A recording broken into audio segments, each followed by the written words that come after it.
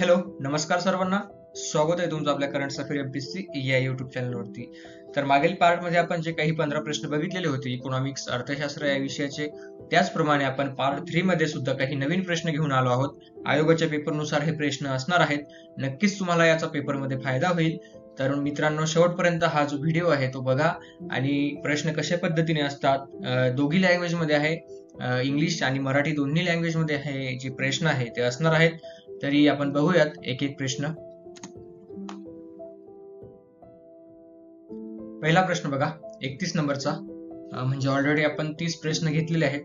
आज आपण 31व्या प्रश्नापासून या ठिकाणी सुरुवात करणार आहोत. ठीक आहे. तर नमो शेतकरी महासन्मान निधी अंतर्गत शेतकऱ्यांना प्रतिवर्ष किती रुपये लाभ मिळणार आहे? तर या ठिकाणी बघा, जो लाभ आहे तो 6,000 रुपये मिळणार आहे. ओके. नमो शेतकरी महासन्मान निधी. तर याचबरोबर आपण महाराष्ट्र सरकारने सुद्धा अशीच एक स्कीम लॉन्च केलेली आहे.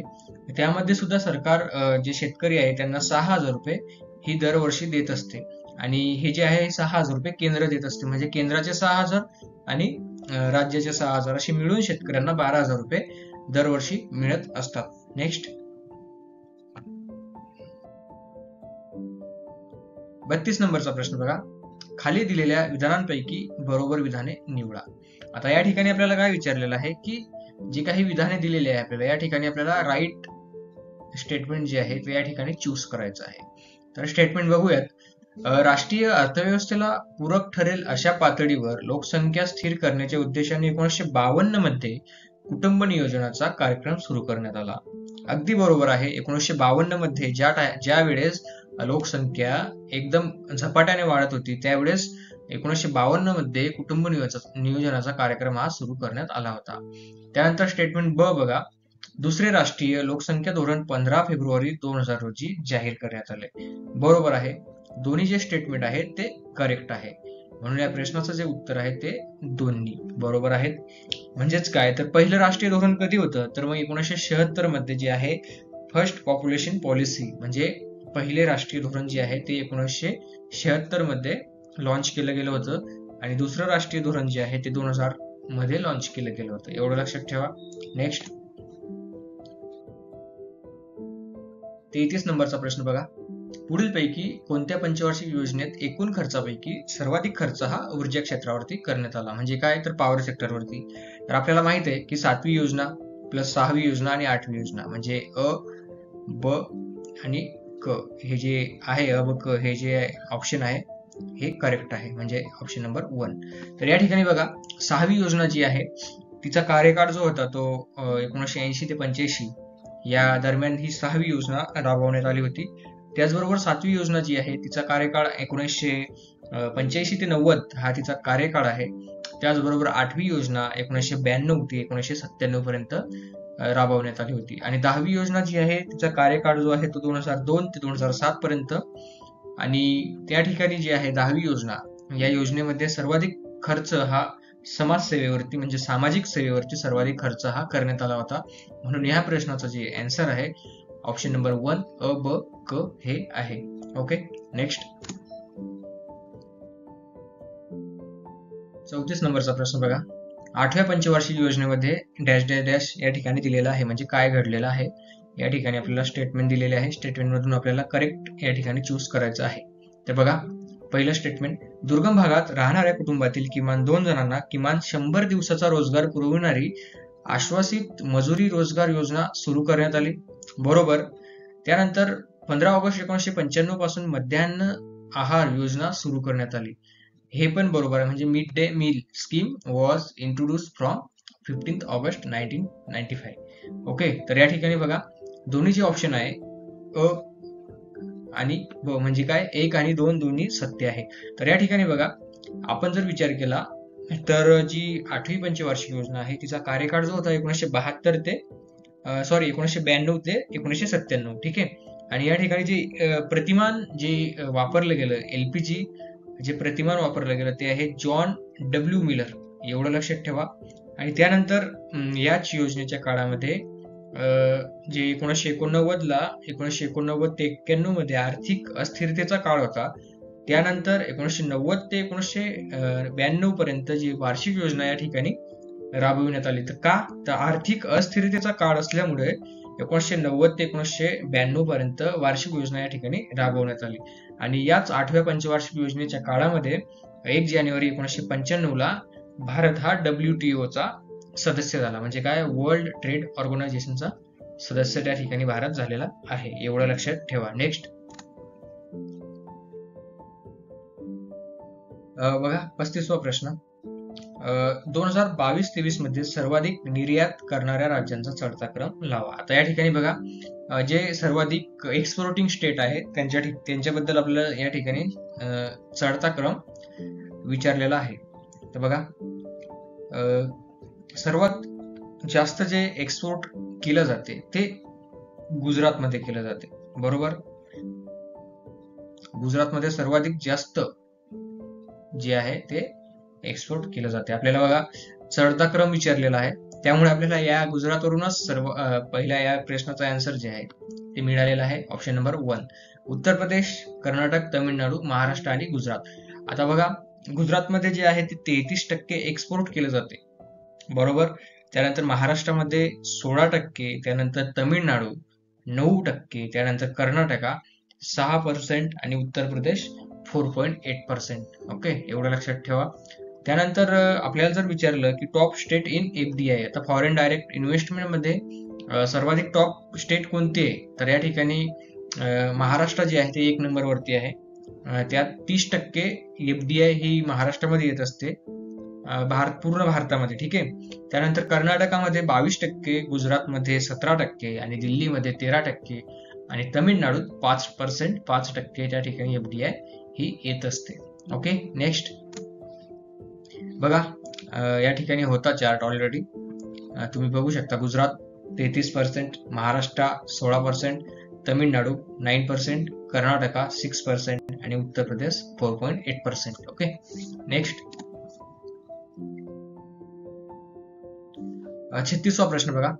परकीय व्यापार धोरण 2023 बद्दल काय खरे नाही. आता या ठिकाणी काय खरे नाही, या ठिकाणी काय खरे नाही म्हणजे काय बरोबर आहे हे आपल्याला या ठिकाणी विचारलेलं आहे. बघा पहिलं स्टेटमेंट बघा. या व्यापार धोरणाची अंमलबजावणी 1 एप्रिल 2023 पासून सुरू झाली.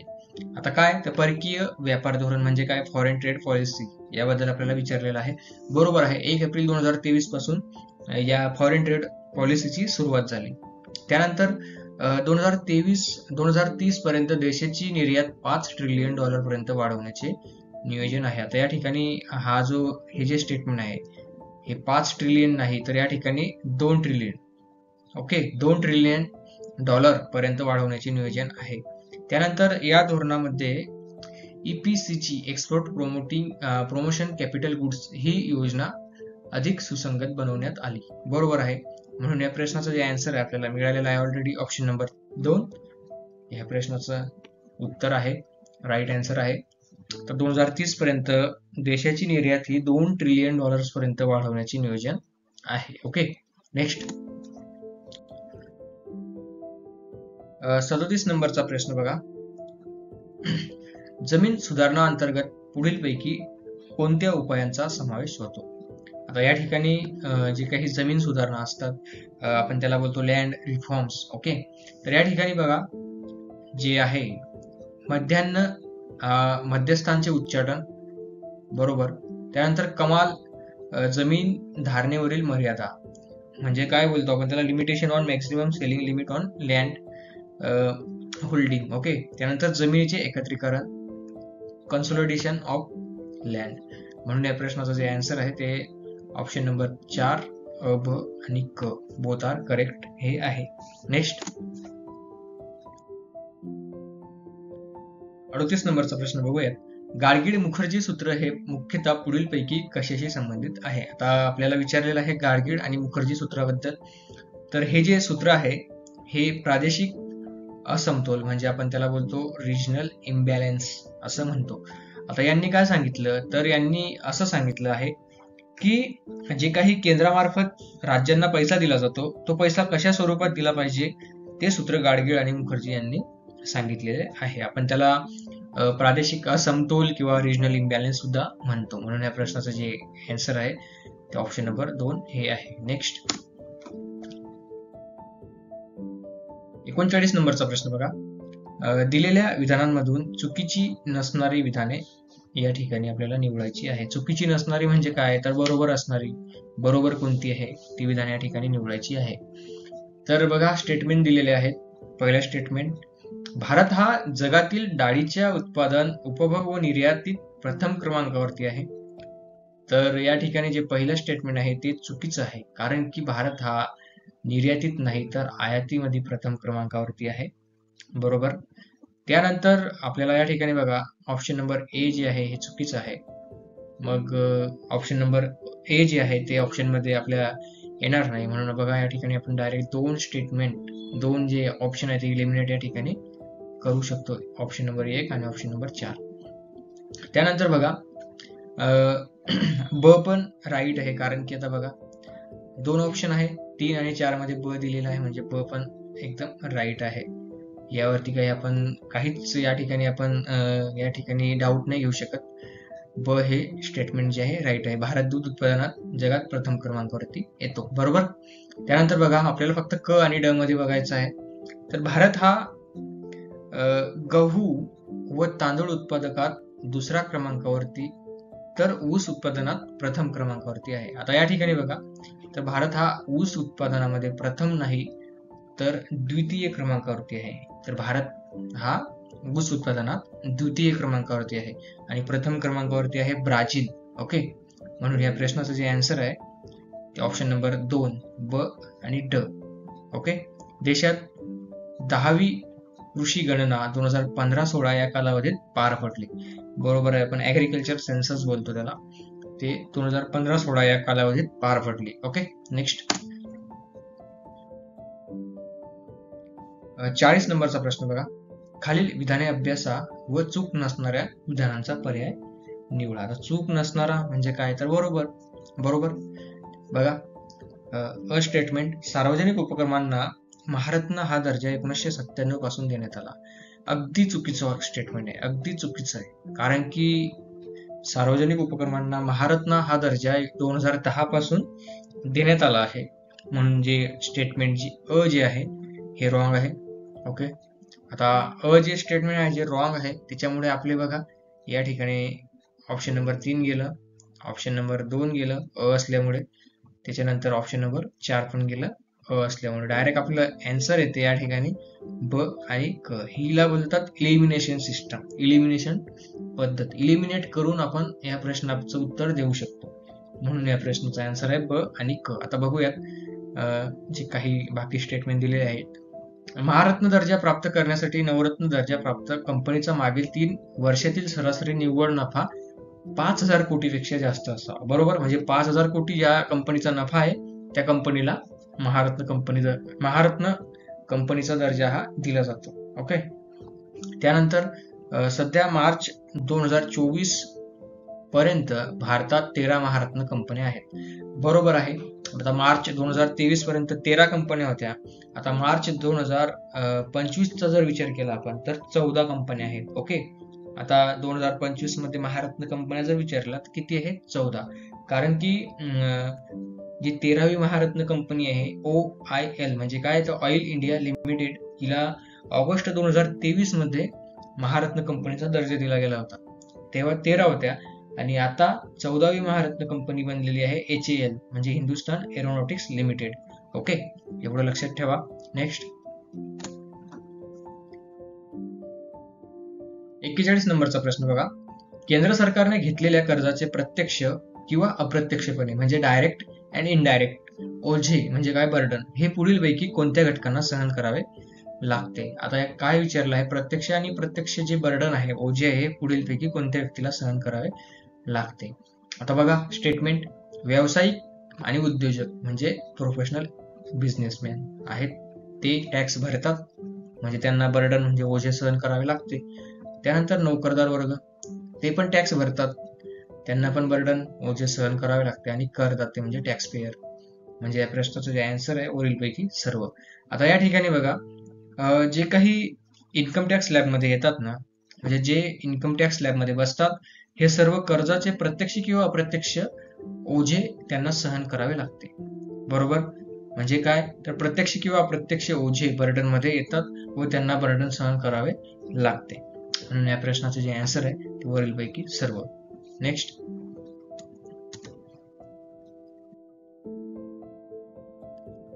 42 नंबरचा प्रश्न बघा. अंतरिम अर्थसंकल्प म्हणजे इंटरिम बजेट 2024 नुसार सरकारला मिळणाऱ्या उत्पन्नाचा चढता क्रम. आता चढता क्रम या ठिकाणी विचारलेला आहे आपल्याला. म्हणजे काय तर सरकारला जे काही टॅक्स मिळतात, बरोबर, उत्पन्न मिळते त्याचा स्लॅब या ठिकाणी आपल्याला विचारलेला आहे. रिव्हेन्यू ज्या पद्धतीनं सरकार गोळा करते म्हणजेच काय तर या ठिकाणी बघा या प्रश्नाचं आन्सर जे वाटते मला ते ऑप्शन नंबर 1 हे आहे. कारण की महामंडळ कर आपण त्याला कॉर्पोरेशन टॅक्स बोलतो. त्यानंतर वस्तू व सेवा कर, goods and service tax GST, त्यानंतर आयकर आणि कर्ज व इतर देयता. म्हणजे सर्वाधिक जे काही टॅक्सेस आहे किंवा सरकारला जे उत्पन्न मिळते ते सर्वाधिक मिळते तर कशातून मिळते? सर्वाधिक ते कर्ज आणि इतर देयता यामधून मिळते आधी, त्याच्यानंतर आयकरातून मिळते, त्याच्यानंतर जीएसटी मधून मिळते आणि नंतर महामंडळ करातून मिळते. ओके. नेक्स्ट 43 नंबरचा प्रश्न बघा. प्रधानमंत्री सूर्योदय योजनेची घोषणा पंतप्रधान नरेंद्र मोदी यांनी केव्हा केली आहे? आता हा प्रश्न जो आहे हा करंट रिलेटेड दिसतोय बघा. त्यांनी सूर्योदय योजनेची जी घोषणा आहे ती 1 जानेवारी 2024 ला केलेली आहे. म्हणजेच काय तर 1 कोटी घरांच्या छतावरती काय बसवणार आहेत? सोलर बसवणार आहेत आणि 300 युनिट प्रतिदिन आपलं प्रति महिना वीज या ठिकाणी तयार होणार आहेत आणि वीज जर जास्त तयार झाली तर ती आपण विकू सुद्धा शकतो. ओके. आपल्याला या ठिकाणी ही जी योजना आहे ह्या योजनेवरती आपल्याला सबसिडी पण मिळते गव्हर्नमेंट कडून आणि आता भरपूर ठिकाणी जे सोलर प्लॅन आहे ते बसवले जात आहेत. तर तुम्ही पण बसवा, आम्ही पण बसवले आहेत. नेक्स्ट 14 नंबरचा प्रश्न बघा. खालील विधानांपैकी चुकीची विधाने निवडा. ओके. आता या ठिकाणी बघा आपल्याला जो स्टेटमेंट दिलेला आहे घटनेतील कलम 112 मध्ये वार्षिक वित्तीय विवरणपत्रक संबंधित आहे. आता 112 जे आहे ते वार्षिक वित्तीय विवरणपत्राशी संबंधित आहे. बरोबर आहे. 112 जे आहे जे बजेटचं कलम आहे. आपल्याला ऑलरेडी PYQ मध्ये भरपूर वेळा हा प्रश्न आलेला आहे याच्यावरती 112 वरती बजेटचं कलम. त्यानंतर स्टेटमेंट ब बघा. घटनेतील कलम 116 मधील उल्लेखानुसार अंतरिम अर्थसंकल्प मांडला जातो. आता तर अंतरिम अर्थसंकल्प या ठिकाणी हे 116 हे रॉंग आहे. 116 मध्ये काय आहे तर 116 मध्ये लेखा अनुदान आहे केंद्राचं आणि राज्यांचा जर विचार केला तर 206 मध्ये आहे. ओके. म्हणून ब जे स्टेटमेंट आहे ते रॉंग आहे. त्यानंतर अंतरिम अर्थसंकल्प 2024 नुसार सरकारने गरीब, शेतकरी, ज्येष्ठ नागरिक आणि महिला या 4 घटकांवरती भर दिलेला आहे. तर या ठिकाणी जे ज्येष्ठ नागरिक आहे त्यांच्यावरती अजिबात भर दिलेला नाहीये. कारण की 2024 जे अंतरिम बजेट मांडलं त्यामध्ये गरीब, शेतकरी आणि युवा आणि महिला या 4 घटकांवरती सरकारने भर दिलेला आहे. म्हणून या आपल्या प्रश्नाचं जे आन्सर आहे ते ऑप्शन नंबर ब आणि क आपल्याला चुकीचं विधान या ठिकाणी विचारलेलं आहे. चुकीचे विधान निवडा. म्हणून ऑप्शन नंबर 2 आपल्या प्रश्नाचा राईट आन्सर आहे. नेक्स्ट 45 नंबरचा प्रश्न बघा. केंद्र सरकारने मांडलेल्या तुटीच्या अर्थसंकल्पाच्या अर्थव्यवस्थेवर पुढीलपैकी कोणते नकारात्मक परिणाम दिसून येतील? आता या ठिकाणी आपल्याला काय विचारलं आहे? Negative impact. ओके. नकारात्मक परिणाम या ठिकाणी आपल्याला विचारलेले आहे. आता बघा मंदीची परिस्थिती दूर होईल, हा तर पॉझिटिव्ह इम्पॅक्ट आहे. ठीक आहे, पॉझिटिव्ह इम्पॅक्ट. त्यानंतर गुंतवणुकीचे प्रमाण वाढेल, बरोबर, पॉझिटिव्ह इम्पॅक्ट. त्यानंतर महागाईची परिस्थिती निर्माण होईल. आता बघा महागाईची जर परिस्थिती निर्माण झाली तर हा आपल्यासाठी पॉझिटिव्ह इम्पॅक्ट आहे का? अजिबात नाही. म्हणून हा जो आहे हा एक निगेटिव्ह इम्पॅक्ट आहे. म्हणून या प्रश्नाचं जे आन्सर आहे केवळ क. ओके. म्हणून ऑप्शन नंबर 3 ह्या 45 नंबरच्या प्रश्नाचा आन्सर ऑप्शन नंबर 3 हे आहे. आता वस्तू व सेवांच्या मागणीत वाढ होईल, हा पण पॉझिटिव्ह इम्पॅक्ट आहे. तर महागाईची परिस्थिती सकारात्मक परिणाम दर्शवू शकत नाही.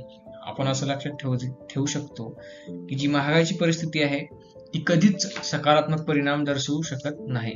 आणि त्यानंतर जे काही महागाई आपण त्याला इन्फ्लेशन म्हणतो, ते जे आहे ते सरकारने कमी खर्च करणे अपेक्षित असते. त्यामध्ये महागाईमध्ये आपण त्याला शिल्लकीचा अर्थसंकल्प म्हणतो. आणि मंदी म्हणजेच काय, तर सरकारने जास्त खर्च करणे अपेक्षित असतो, आपण त्याला तुटीचा अर्थसंकल्प असे म्हणतो. ठीक आहे. म्हणजे ज्यावेळेस मंदीची परिस्थिती असते त्यावेळेस सरकार जास्त पैसा खर्च करते आणि महागाईची परिस्थिती निर्माण झालेली असते त्यावेळेस सरकार कमी खर्च करते. ठीक आहे, एवढं लक्षात ठेवा. तर मित्रांनो, आता या ठिकाणी आपण थांबूयात. तुम्हाला व्हिडिओ कसा वाटला नक्कीच कमेंट करून कळवा आणि भेटूयात आपण नेक्स्ट व्हिडिओमध्ये. तोपर्यंत आपण या ठिकाणी आता थांबूयात आणि जास्तीत जास्त मित्रांना शेअर करा, लाईक करा, सबस्क्राईब करा. तोपर्यंत आता आपण या ठिकाणी थांबूयात. Thank you very much.